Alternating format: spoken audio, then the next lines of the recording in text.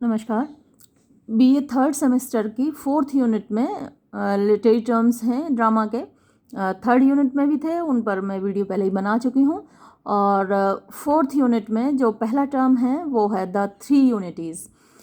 यानी ड्रामा में 3 यूनिटीज़ होनी चाहिए। बेसिकली तो ये टर्म अरिस्टोटल से लिया गया है। अरिस्टोटल की पोएटिक्स मैंने पूरी अपलोड की हुई है, उसके 20 चैप्टर्स अपलोड किए हुए हैं और वहाँ डिटेल में आप जो उनकी इच्छा हो वो लोग पढ़ सकते हैं। करीब 38 वीडियोज़ हैं अरिस्टोटल की पोएटिक्स पर।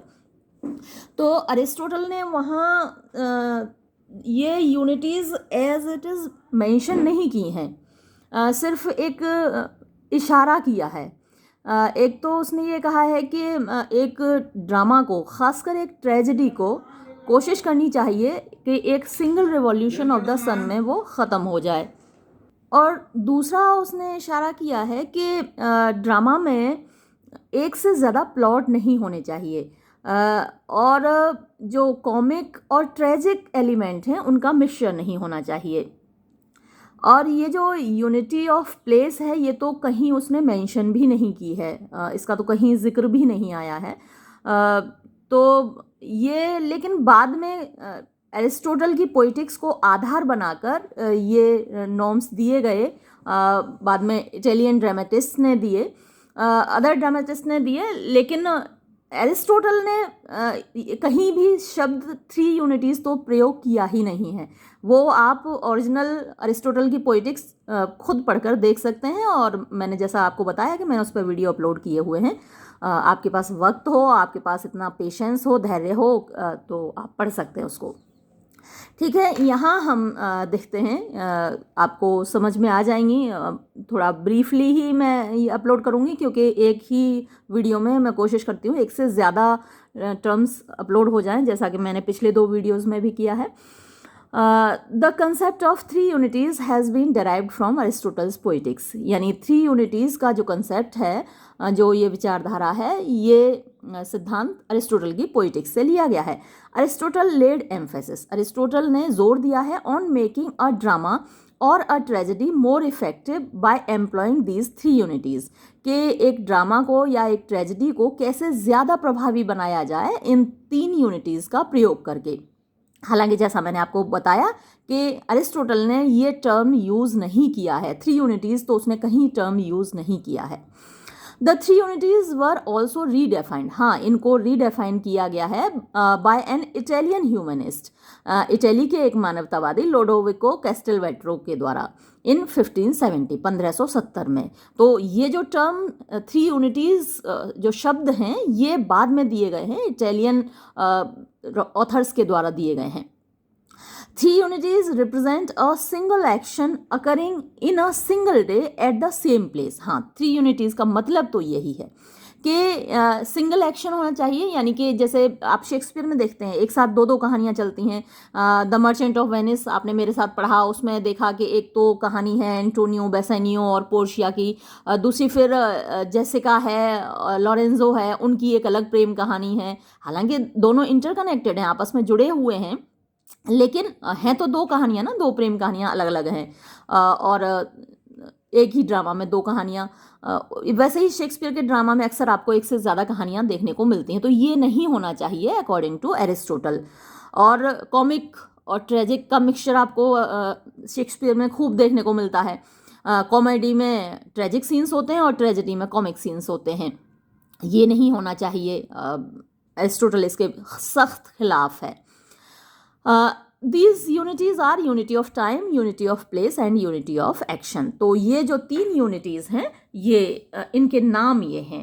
हालांकि ये 3 नाम अरिस्टोटल के दिए हुए नहीं हैं, उसके सर पर रख तो देते हैं लोग कि ये अरिस्टोटल ने दिए हैं, लेकिन वास्तविकता ये है कि अरिस्टोटल ने ये नाम नहीं दिए हैं।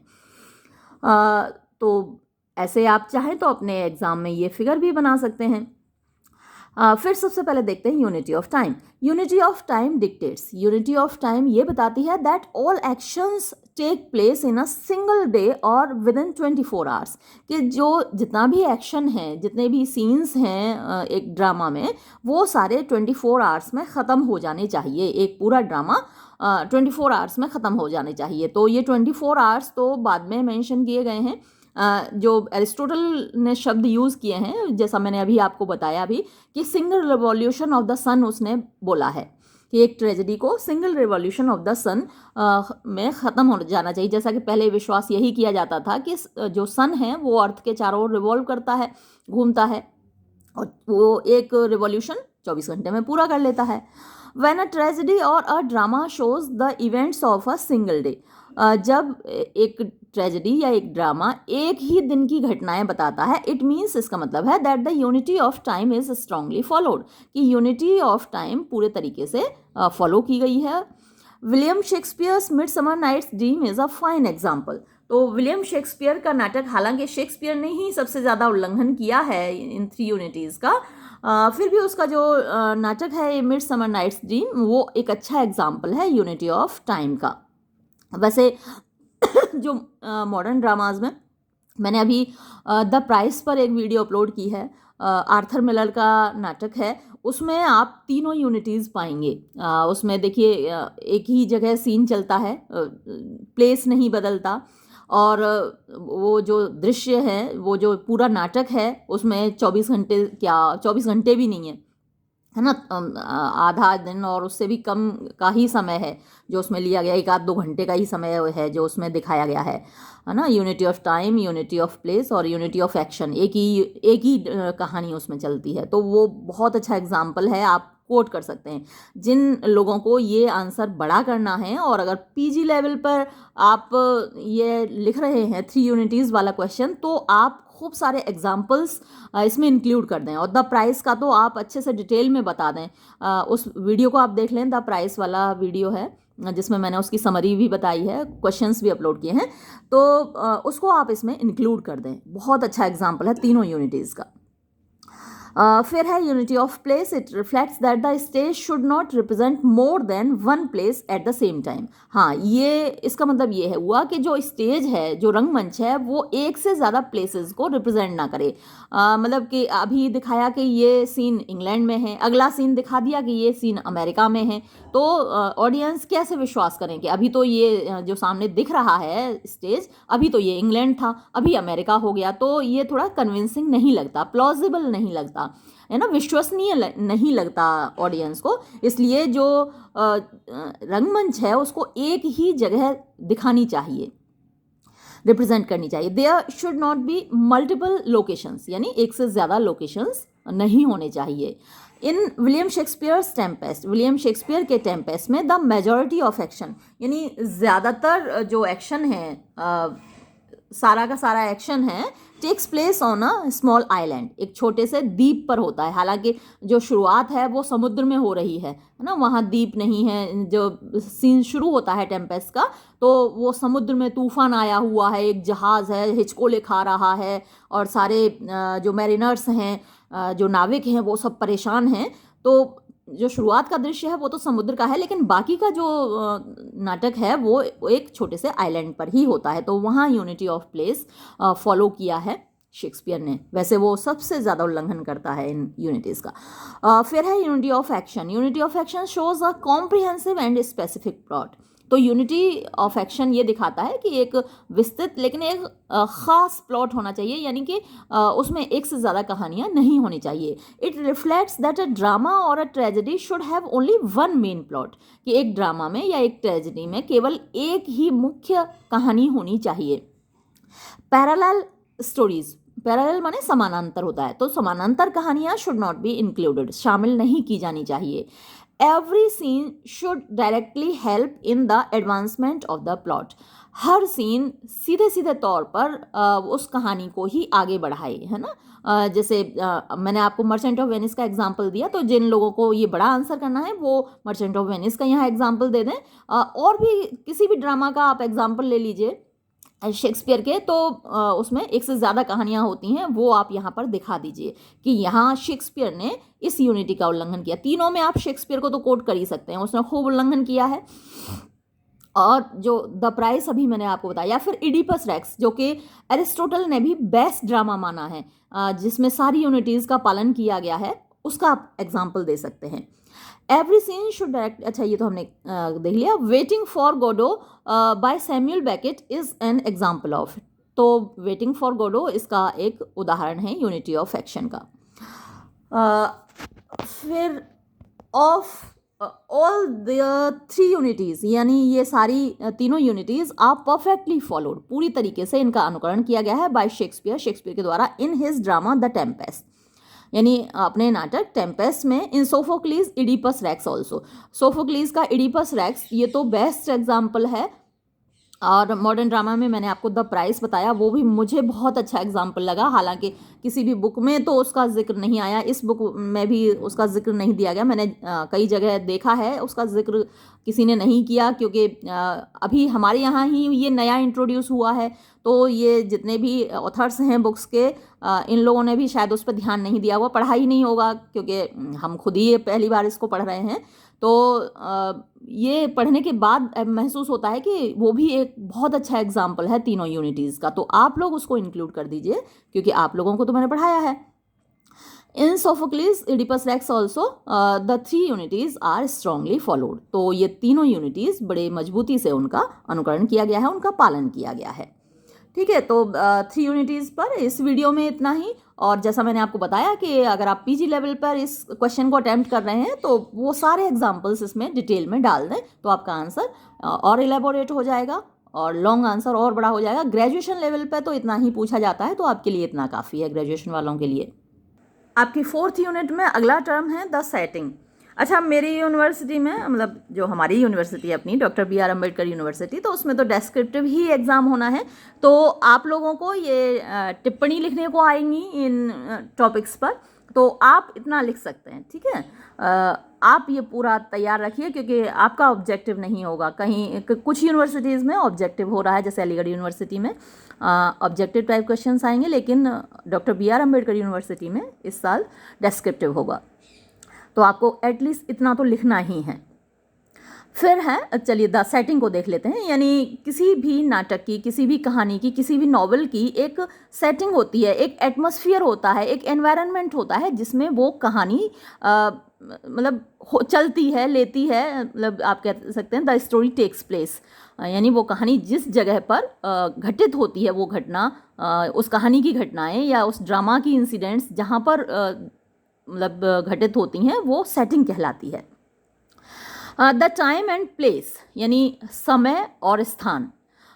चोजन बाय एन ऑथर, जो एक लेखक के द्वारा चुने जाते हैं फॉर अ लिटरेरी वर्क, एक साहित्यिक रचना के लिए, आर कॉल्ड द सेटिंग, उनको सेटिंग कहा जाता है।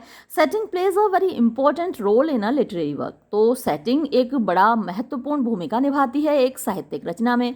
The setting may belong to a real time period और एंड लोकेशन और an unreal time period and fictional world. तो ये जो सेटिंग है या तो वास्तविक जगह और स्थान हो सकता है, यानी आप देखते हैं कि बहुत सारी हिस्टोरिकल घटनाओं पर बेस्ड नाटक लिखे जाते हैं, तो वो रियल टाइम होते हैं, रियल प्लेसेस होते हैं, और कुछ फिक्शनल होते हैं, यानी काल्पनिक होते हैं, काल्पनिक समय, काल्पनिक घटनाएं, काल्पनिक जगह होती है। It includes weather, historical and geographical details and social status and focuses on surroundings.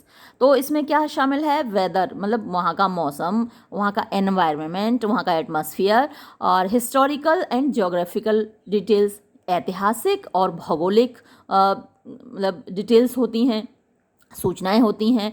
And social status, और सामाजिक स्तर होता है। एंड फोकसेस ऑन सराउंडिंग्स, और इसका जो फोकस होता है, ध्यान केंद्रित किया जाता है इसमें, वो सराउंडिंग्स पर, वातावरण पर।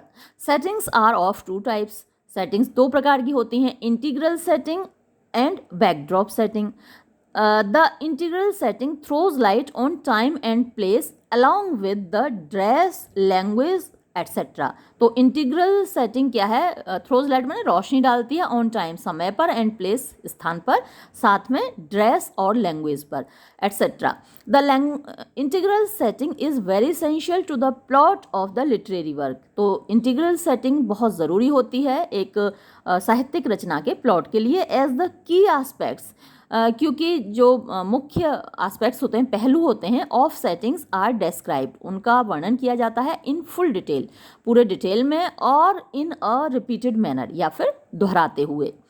The backdrop setting is not significant, जो बैकड्रॉप सेटिंग है वो उतनी महत्वपूर्ण नहीं होती to the plot of the literary work, यानी जो साहित्यिक रचना है उसकी कहानी के लिए। It is visually imaginative and often non specific, ये मतलब कि काल्पनिक होती है, विजुअली माने देखने में काल्पनिक होती है, और नॉन स्पेसिफिक होती है, यानी अक्सर वो विशेष नहीं होती, ख़ास नहीं होती। It does not denote any specific time period, ये किसी विशेष समय को नहीं बताती। The elements of the setting are, जो सेटिंग के तत्व हैं वो हैं time, place, mood and social and cultural context. तो समय है, स्थान है, मूड भावावस्था है, सामाजिक और कल्चरल माने सांस्कृतिक, कंटेक्स्ट संदर्भ होता है। They give a colouring effect, ये एक रंग देते हैं टू द स्टोरी, कहानी को। Authors use descriptions of nature, buildings, monuments, sceneries and weather to provide a strong sense of setting to their work. तो ऑथर्स यूज, लेखक लोग प्रयोग करते हैं, डेस्क्रिप्शंस माने वर्णन, ऑफ नेचर प्रकृति का, बिल्डिंग्स भवनों का, मॉन्यूमेंट्स इमारतों का, सीनरीज दृश्यों का, एंड वेदर और मौसम का, टू प्रोवाइड उपलब्ध कराने के लिए, अ स्ट्रॉन्ग सेंस एक मजबूत भाव, of setting to their work अपने रचना को सेटिंग का। फिर है इम्पोर्टेंस ऑफ सेटिंग। इम्पोर्टेंस तो वैसे आप देख ही चुके हैं, और अलग से थोड़े और पॉइंट्स देख लीजिए। Setting contributes a lot to character development, mood and theme. तो सेटिंग योगदान देती है जो कैरेक्टर हैं, जो पात्र हैं, उनके विकास में, मूड जो भावावस्था होती है, भाव होते हैं एक ड्रामा के, एंड थीम और उसकी विषय वस्तु के डेवलपमेंट में, विकास में। थ्रू सेटिंग, सेटिंग के द्वारा the readers come to know, यानी पाठकों को पता चलता है about the appearance and personality of the characters, यानी जो पात्र हैं उनका व्यक्तित्व कैसा है, वो कैसे दिखते हैं। Without setting other things just don't make sense, यानी सेटिंग के बिना जो दूसरी चीज़ें हैं वो समझ में नहीं आती हैं। It also helps to create the tone, इससे क्या है, टोन जो लहजा है वो भी पैदा होता है। It also enhances the ability of the readers, इससे क्या है, एनहांस माने बढ़ना, इंक्रीज होना। तो जो रीडर्स हैं, पाठक हैं, उनकी एबिलिटी भी बढ़ती है टू इमेजिन, कल्पना करने की, द कैरेक्टर्स एंड इवेंट्स, कि ये जो पात्र हैं वो कैसे होंगे या घटनाएं कैसी होंगी। जैसे मैं आपको एक बड़ा अच्छा एग्जांपल दूँ, महाभारत और रामायण दोनों सीरियल, रामानंद सागर वाला और बी.आर. चोपड़ा वाला महाभारत, रामानंद सागर की रामायण और बी.आर. चोपड़ा का महाभारत, उनकी सेटिंग आप देखिए, है ना, जो एटमॉस्फेयर वहाँ क्रिएट किया गया है उससे हमको इमेजिन करने में आसानी होती है कि वो जो पात्र रहे होंगे, जो रियली रहे होंगे, वो कैरेक्टर्स कैसे रहे होंगे। जब भी हम उनको देखते हैं, जो श्री कृष्ण वहाँ पर बने हैं या अर्जुन जो वहाँ पर बने हैं, वो हमको रियल लगते हैं, या अरुण गोविल जो रामचंद्र जी बने हैं, दीपिका चिखलिया सीता जी बनी हैं, तो वो हमको एकदम रियल लगते हैं, क्योंकि वो सेटिंग इस तरीके की है, पूरा एटमॉस्फेयर इस तरीके का क्रिएट किया गया है कि वो सब कुछ रियलिस्टिक लगता है, और हमें हमारी जो इमेजिनेशन है वो काम करती है। It strengthens the narrative by providing structure and function in the story. ये strengthens माने मजबूत करता है द नरेटिव, वर्णन को या कहानी को, by providing उपलब्ध करा के, स्ट्रक्चर बनावट, एंड फंक्शन और कार्य इन द स्टोरी, कहानी में, यानी कहानी का जो स्ट्रक्चर है वो इससे क्या है, ताकतवर बनता है। जैसा कि आपको देखने में अच्छा ही लगातार रामायण और महाभारत कितने पॉपुलर हुए थे, दोनों ही जो सीरियल्स थे वो हमारे एपिक्स पर बेस्ड थे। थ्रू सेटिंग के माध्यम से the historical and social context, ऐतिहासिक और सामाजिक संदर्भ ऑफ द प्ले, नाटक का, इज डिफाइंड, परिभाषित किया जाता है, by the time and place where it is set, उस समय और उस स्थान के द्वारा जहाँ इसको सेट किया गया है। फॉर एग्जाम्पल, उदाहरण के लिए, William Shakespeare's the Merchant of Venice, William Shakespeare का Merchant of Venice has been set, उसको सेट किया गया है in the 16th century in Venice, 16वीं शताब्दी के वेनिस में। फिर थर्ड टर्म है आपका स्पूनरिज्म। स्पूनरिज्म वैसे तो मैंने इन सब पर मल्टीपल चॉइस क्वेश्चंस अपलोड किए थे, तब भी आपको समझा दिया था। इसमें क्या है, कुछ लेटर्स मिसप्लेस हो जाते हैं, है ना। उसमें मैंने एक एग्जाम्पल भी आपको दिया था, you have hissed the mystery class, है ना। बजाय ये कहने के you have missed the history class, कोई ये बोल दे कि you have hissed the mystery class, तो ये स्पूनरिज्म का एग्जाम्पल है। यानी जो लेटर्स हैं वो इधर के उधर हो गए, इंटरचेंज हो गए, और फिर उसको सुन के बड़ी हंसी आती है। तो the term spoonerism has been derived from, तो ये शब्द स्पूनरिज्म लिया गया है from the name of William Archibald Spooner, इनके नाम से लिया गया है। He was a clergyman and warden, वो एक पुजारी थे और वार्डन थे, of New College Oxford, Oxford के न्यू कॉलेज के। ही वॉज वेरी फेमस, वो बहुत प्रसिद्ध थे, फॉर हिज हैबिट, अपनी आदत के लिए, of accidentally changing the first sounds, वो मतलब एक्सीडेंटली मतलब बाई चांस, इत्तेफाकन बदल देते थे पहली साउंड्स ऑफ टू और more words in a sentence, एक सेंटेंस में एक या दो शब्दों की साउंड बदल देते थे। It results that a new word or sometimes a nonsensical word is being created. इससे क्या होता है कि एक नया शब्द या कभी कभी नॉनसेंसिकल मीन्स अर्थहीन शब्द पैदा हो जाता है। अ स्पूनरिज्म इज़ अ स्पीच एरर, तो स्पूनरिज्म एक बोलने की गलती है, और अ स्लिप ऑफ टंग, और जीभ क्या है, स्लिप कर जाती है, लड़खड़ा जाती है ना, बोलते वक्त हमारी जीभ अक्सर लड़खड़ा जाती है। दैट अकर्स, जो कि होता है when the writer changes the initial letters of a word, जब लेखक शुरू के अक्षरों को बदल देता है एक शब्द के। वी कैन से, हम कह सकते हैं, spoonerism is a mistake made by a speaker, कि स्पूनरिज्म एक गलती है जो बोलने वाला करता है, इन विच, जिसमें कि द फर्स्ट साउंड्स, पहली ध्वनि, ऑफ टू और मोर वर्ड्स, दो या ज़्यादा शब्दों की, आर चेंज्ड ओवर, बदल दी जाती हैं, विद अ ह्यूमरस रिजल्ट, और उनका परिणाम क्या होता है, बड़ा हास्यास्पद होता है, हंसी आती है। फॉर एग्जाम्पल, उदाहरण के लिए, व्हेन अ स्पीकर स्पीक्स, जब एक स्पीकर बोलने वाला ये कहता है cop porn instead of popcorn, doggy fay instead of foggy day, it is spoonerism, है ना। तो और वो जो अभी एग्जांपल मैंने आपको बताया था, जो कि मैंने मल्टीपल चॉइस क्वेश्चंस वाले वीडियो में भी इंक्लूड किया था, वो आप ज़रूर यहाँ दे दीजिएगा कि you have hissed the mystery class, और जो कि होना चाहिए you have missed the history class. फिर है रीजन्स फॉर स्पूनरिज्म, यानी स्पूनरिज्म के कारण। देयर आर मैनी रीजन्स, बहुत सारी वजहें हैं फॉर स्पूनरिज्म की, दैट आर एज फॉलो, जो कि यहाँ पर दी गई हैं।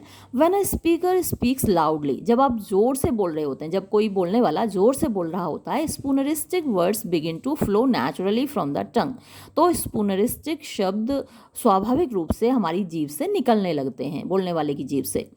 One a speaker is not concentrating, और ये तब भी होता है जबकि बोलने वाला ध्यान अपना केंद्रित नहीं कर रहा होता है ऑन हिज स्पीच, अपने भाषण पर, एंड टॉपिक, और अपने शीर्षक पर, और थिंकिंग अबाउट समथिंग एल्स, और किसी और चीज़ के बारे में सोच रहा हो। अक्सर आपके साथ ऐसा हो जाता होगा कि आप किसी और चीज़ के बारे में सोच रहे होते हैं और मुंह से कुछ का कुछ निकल जाता है, ये हम सभी के साथ होता है। स्पूनरिज्म टेक्स प्लेस, तो ऐसे में स्पूनरिज्म पैदा हो जाती है।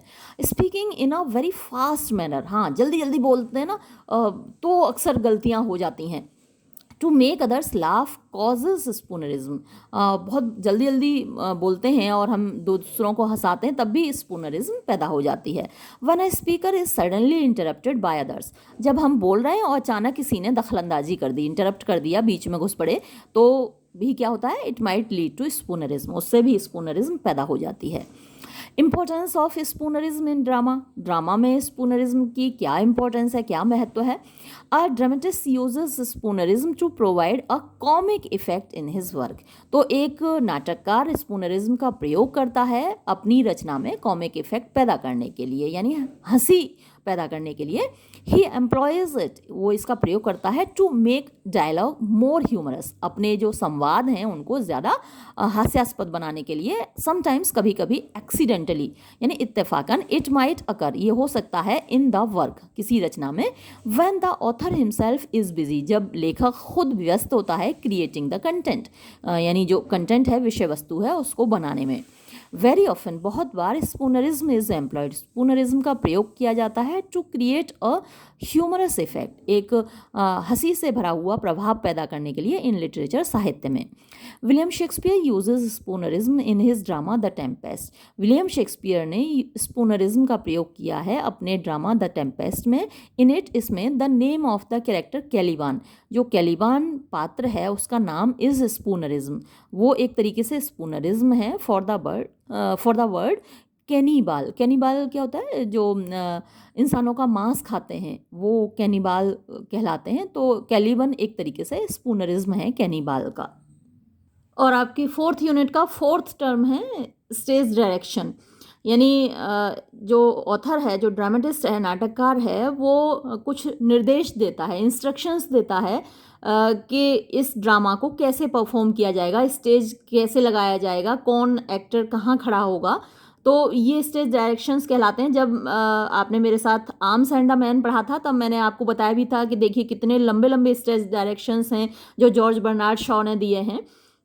तो जॉर्ज बर्नार्ड शॉ में ये खासे बड़े स्टेज डायरेक्शंस होते हैं जबकि शेक्सपियर में आपने देखा आपने मेरे साथ ओथेलो पढ़ा मैकबेथ पढ़ा हेमलेट भी पढ़ रहे हैं तो उसमें बहुत ब्रीफ में दिए हुए हैं स्टेज डायरेक्शंस नाम मात्र के हैं बहुत छोटे छोटे कि भाई ये जो सीन है यहाँ पर है और ये आता है इसकी एंट्रेंस है इसकी एग्जिट है तो बस इतना सा छोटा छोटा सा बताया जाता है। Stage directions are the suggestions stage directions क्या हैं एक जो सुझाव होते हैं और इंस्ट्रक्शंस या फिर निर्देश होते हैं दिशा निर्देश होते हैं गिवन बाय द राइटर जो कि लेखक के द्वारा दिए जाते हैं इन द स्क्रिप्ट यानी उस कहानी में या ड्रामा में। They are of great importance वो बड़े महत्वपूर्ण होते हैं बिकॉज क्योंकि थ्रू दैम उनके माध्यम से एक्टर्स कम टू नो अभिनेताओं को पता चलता है हाउ टू एंटर और एग्जिट कि उन्होंने कैसे घुसना है स्टेज पर और कैसे स्टेज से बाहर निकलना है। हाउ टू वॉक और स्टैंड उनको कैसे स्टेज पर चलना है कैसे खड़े होना है।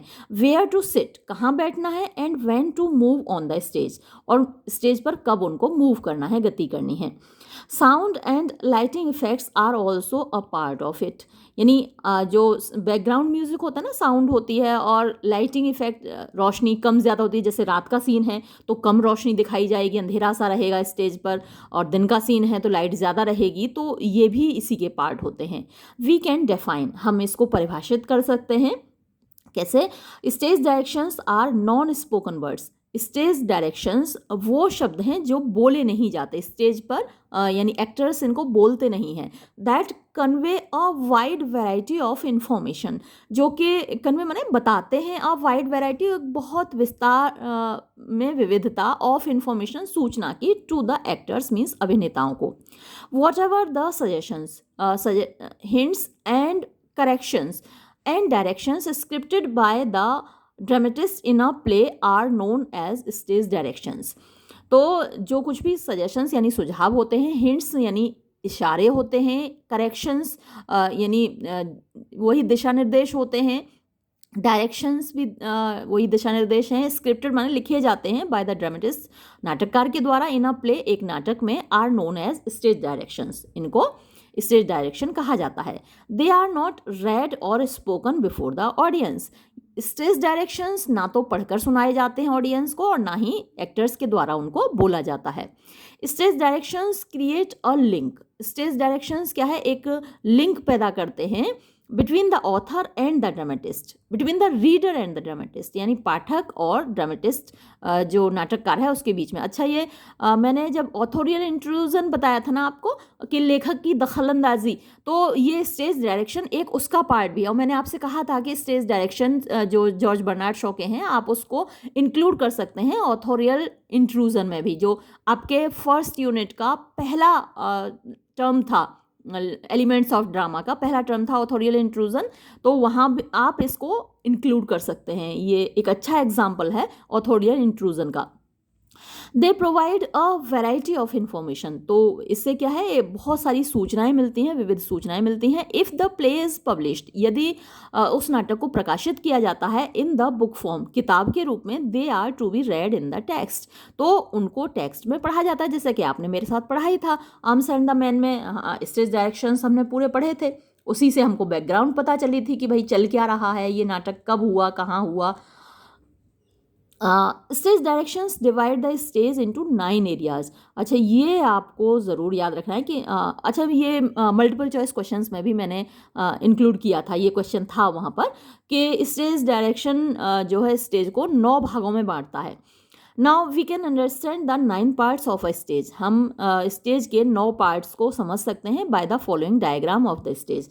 ये जो स्टेज का डायग्राम दिया गया है, ठीक है, ये आप बना दीजिएगा। जो अब हमारे यहाँ तो डेस्क्रिप्टिव ही होगा ना एग्ज़ाम, तो उसमें आप ये चाहे तो बना सकते हैं स्ट्रक्चर इस तरीके से।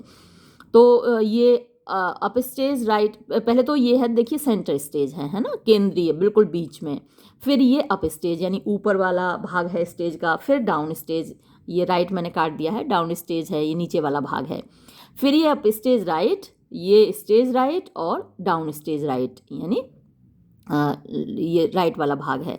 फिर अप स्टेज लेफ्ट और डाउन स्टेज लेफ्ट, और ये ऑडिटोरियम मतलब कि जहाँ पर ऑडियंस बैठती है ना। तो ये सामने स्टेज है और ऐसे करके यहाँ पर ऑडियंस बैठेगी। अब है importance of stage direction in a drama. तो एक नाटक में स्टेज डायरेक्शन की क्या इंपॉर्टेंस है, क्या महत्व है। Stage directions help a lot to the actors. Stage directions बहुत मदद करती हैं अभिनेताओं की इन परफॉर्मिंग देयर रोल्स, उनकी भूमिका अदा करने में। In the absence of them, उनकी अनुपस्थिति में, द एक्टर्स में कमिट एरर्स, जो अभिनेता हैं वो गलतियां कर सकते हैं। Stage directions set up the mind of the readers of the play. Stage directions जो पाठक हैं, पढ़ने वाले हैं नाटक को, उनका माइंड सेटअप कर देते हैं, मतलब कि हम इमेजिन कर लेते हैं स्टेज डायरेक्शंस, जैसे कि आर्म्स एंड द मैन में हमारे सामने थी स्टेज डायरेक्शंस। तो हमको एक तरीके से वो काल्पनिक दुनिया में हम लोग पहुंच गए थे, उसी दुनिया में जहाँ रैना थी, जहाँ बुलंद शैली था। तो हमको भी ऐसा महसूस हो रहा था कि जैसे कि हम भी वहीं बुल्गारिया में हैं। हमें भी ठंड लगने लगी थी, क्योंकि वो मौसम ऐसा था, ठंड का था, वहाँ पर दिखाया गया था। जो पहाड़ों की चोटियां हैं वो बर्फ़ से ढकी हुई थी। तो हमको क्या है, रीडर्स उससे जुड़ जाते हैं, माइंड मेकअप हो जाता है। Stage directions also give a hint to the readers. Stage directions एक हिंट देते हैं, एक इशारा देते हैं पाठकों को टू अंडरस्टैंड द सीन, उस दृश्य को समझने में।